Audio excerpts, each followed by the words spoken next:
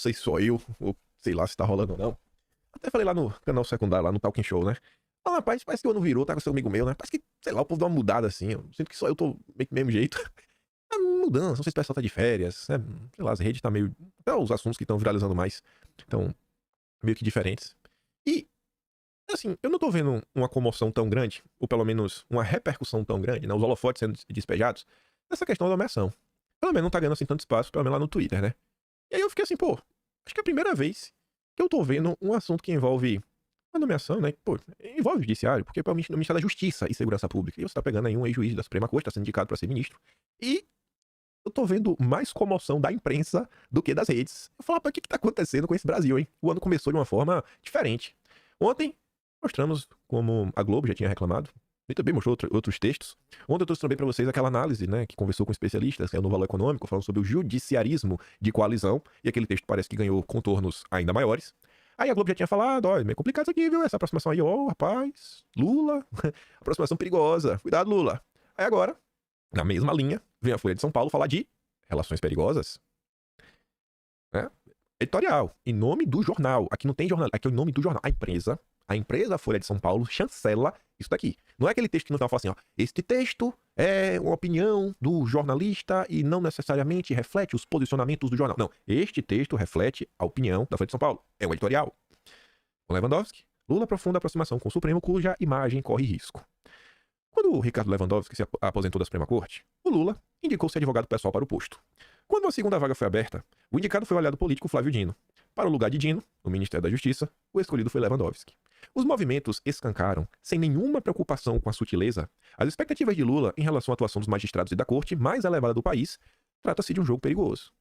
Ao longo de 17 anos no Supremo, o ex-ministro Lewandowski se notabilizou pela postura garantista e, particularmente, por votos e manifestações favoráveis ao líder petista e a nomes do partido. E a Folha dá um exemplo como, assim foi no julgamento do Mensalão, Lava Jato e até no impeachment da Dilma, quando contribuiu para que a ex-presidente não ficasse inelegível.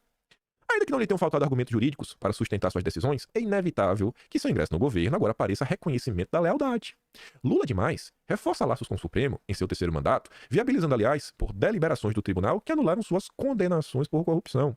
Eleito por margem mínima de votos e sem maioria confiável num Congresso que rumou à direita, Lula e seu entorno recorrem com frequência inaudita à Suprema Corte para o desembaraço de pautas de seu interesse, que não me parece o melhor caminho, né, de um governo republicano. E tem que aceitar um pouco mais a derrota. Com a medida de Lewandowski, por exemplo, que suspendeu normas moralizadoras da lei das estatais e permitiu nomeações políticas nas empresas federais. E esse parágrafo tem uma palavrinha que se você ler rápido, você talvez não preste atenção. Mas até pega a caneta. Olha o que a Folha de São Paulo fez questão de falar, ó.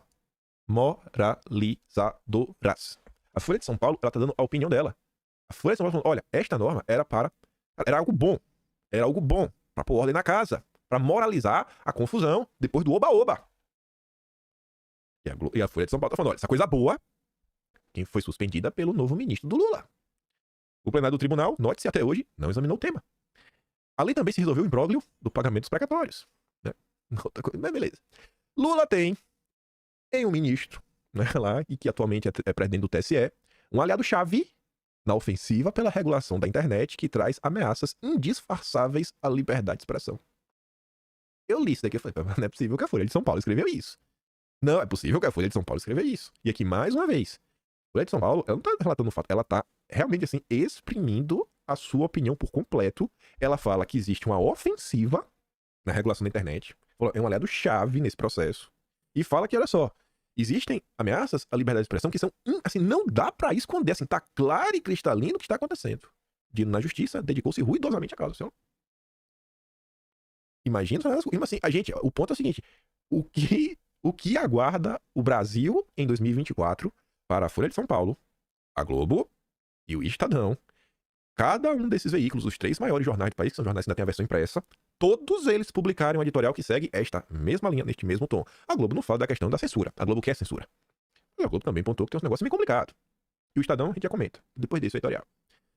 Tanta proximidade não se dá sem riscos. E, o mais óbvio, é para a credibilidade do judiciário. E aí a Folha termina seu editorial falando a mais um porém.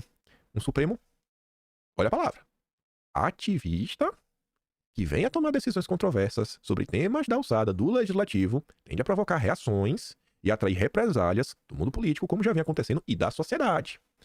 Eu não acho que quando a Folha de São Paulo tá falando da sociedade, ele tá falando dos bolsonaristas. Eu acho que a Folha de São Paulo, quando diz da sociedade, já que eles desumanizam os apoiadores de Messias Bolsonaro, então fala assim, olha, setores da sociedade, como a própria imprensa, pode começar aqui, reagir, etc, tudo mais. Se as coisas vão mudar ou não, eu não sei. O que eu sei é que na vida é um processo. É tipo a avaliação do desgoverno. Antes da pessoa que acha que o governo Lula tá ótimo começar a olhar pro governo e falar que o governo tá péssimo, tem um processo. Tá ótimo, vai cair pra bom, regular, mais ou menos, ruim, né, péssimo. Vai cair. É um processo.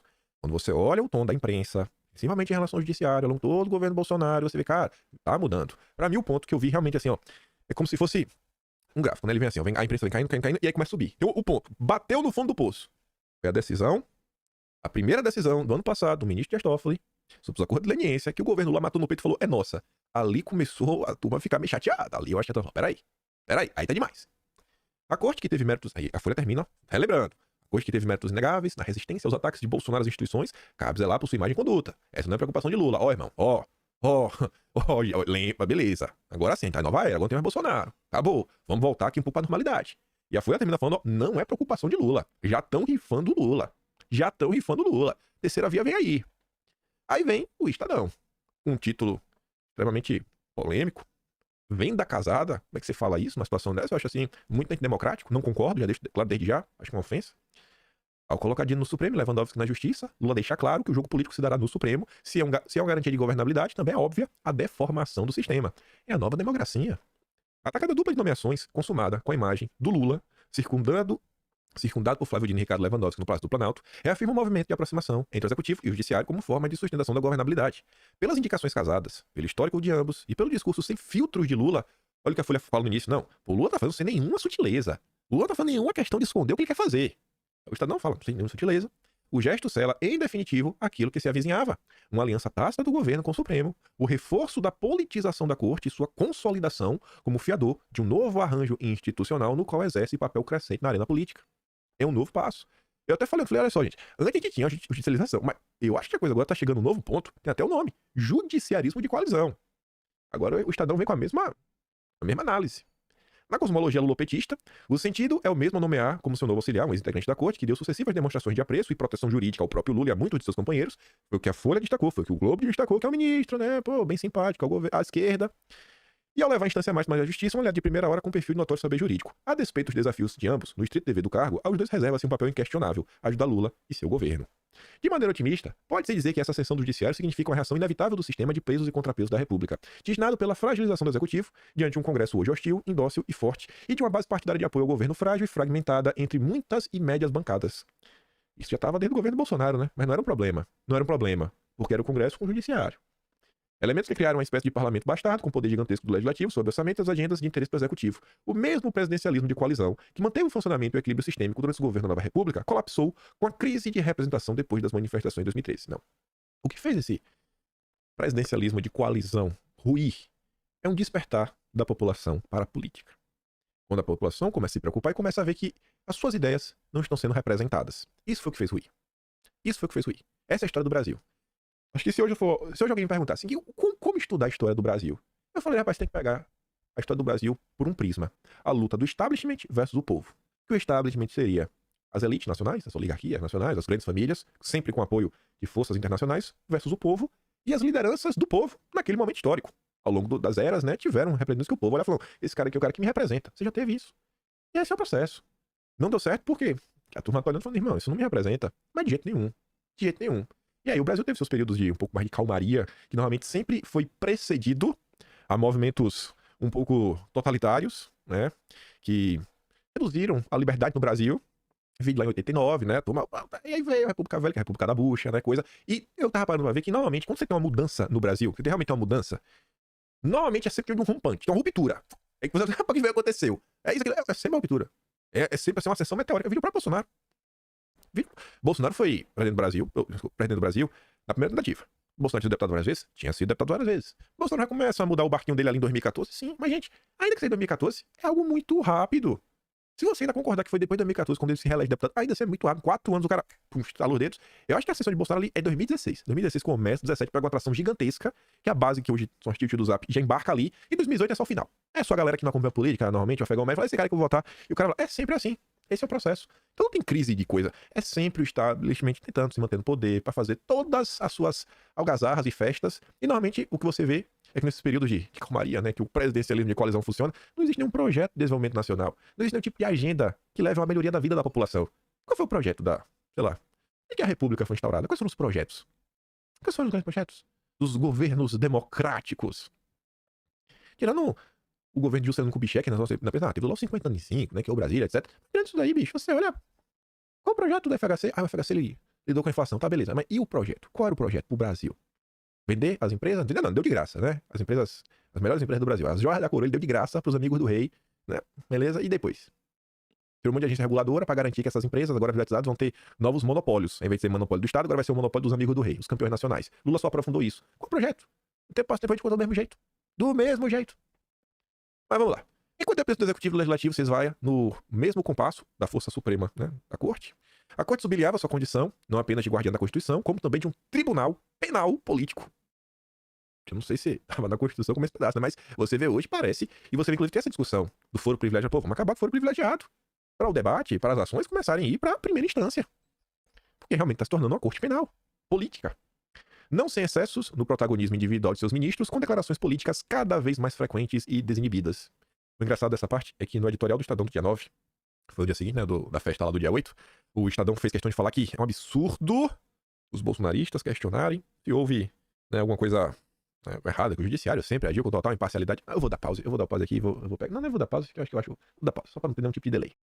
Esse foi o editorial do dia 9, né, do Estadão. O Estadão que agora fala, olha, que teve muito excesso. Era o que reclamava. O golpismo explícito e implícito. Eles estavam putos da vida que tinham senadores da oposição fazendo um documento contrário aí, né, à festa do dia 8. Aí, falava, mas não faltava com tudo considerar que os golpistas participaram levando do dia 8 não eram meros delinquentes, mas patriotas que agora são vítimas do abuso do judiciário. Aí falava, ficou claro, no malicioso manifesto dos 30 senadores que falavam que tinha, né, olha... O governo Lula teria cometido flagrante omissão dia 8, sem aparecer na perspectiva tiveram alguma participação dos golpistas, depois o Supremo, que estaria violando direitos constitucionais no afã de condenar os golpistas. Aí lá, tanto falava, chega a ser ofensivo, né? Ora, o país vive hoje em plena normalidade democrática, há eleições livres, a imprensa livre, há funcionamento livre e autônomo de cada um dos poderes. Certamente há tensões, mas elas são próprias de todo o regime democrático. Certamente há decisões equivocadas da Corte Constitucional, que merecem duras críticas, mas isso é impróprio, né, isso é próprio de um regime democrático. Tá bom? Quem não te conhece, que te compre. Mas vamos lá, vamos voltar. Tudo isso resultou no que analistas vêm chamando de judiciarismo de coalizão. Então você vê que aquela nota que a gente comentou ontem do Valor Econômico, que entrevistou especialistas como Christian Lynch, que é o autor deste termo, judiciarismo de coalizão, já ganhou as páginas do editorial do Estadão. Estamos diante de uma nova forma de democracia. Em outras palavras, segundo essa tese, o regime presidencialista só funciona se o presidente tiver uma boa bancada no Supremo como parte do jogo político da governabilidade. É o que Lula vem fazendo. O outro lado da moeda revela-se mais inquietante. A naturalidade espantosa com que o presidente demonstrou usar as nomeações e referir-se aos nomeados como parte desse jogo, ou de admitir seu sonho antigo, palavras dele, de ter alguém com cabeça política na mais alta corte do país. Em sua fala, Lula exaltou a experiência política de Flávio Dino como sinônimo de sua competência futura na bancada lulista do Supremo, mandando as favas a própria tentativa do nomeado de se dissociar de tal papel, quando afirmou na sabatina no Senado que não seria influenciado pela sua carreira política. Mas Lula fez questão de mostrar que eu tenho político lá. Diz quem pode, acredita quem quer. Já de Lewandowski espera-se um pouco mais de equilíbrio e comedimento ao tratar dos temas de sua futura pasta, diferente da vocação midiática de Flávio Dino. Ele tem a confiança e o respeito de seus ex-colegas, respaldo no meio jurídico e é inegável uma enorme folha de serviço prestado à defesa de Lula e de outros réus petistas durante o calvário na Lava Jato. Do futuro ministro da Justiça, portanto, não se questiona a fidelidade ao novo chefe, nem a capacidade de trazer-lhe dividendos políticos e institucionais junto à sua antiga casa. No jogo de sobrevivência política, Lula ampliou seu cardápio de possibilidade de governabilidade para conter o Congresso, enquanto o Supremo aprofunda seu risco maior, ser visto cada vez mais com desconfiança por imiscuir-se em demasia em questões políticas e partidárias. Maus presságios.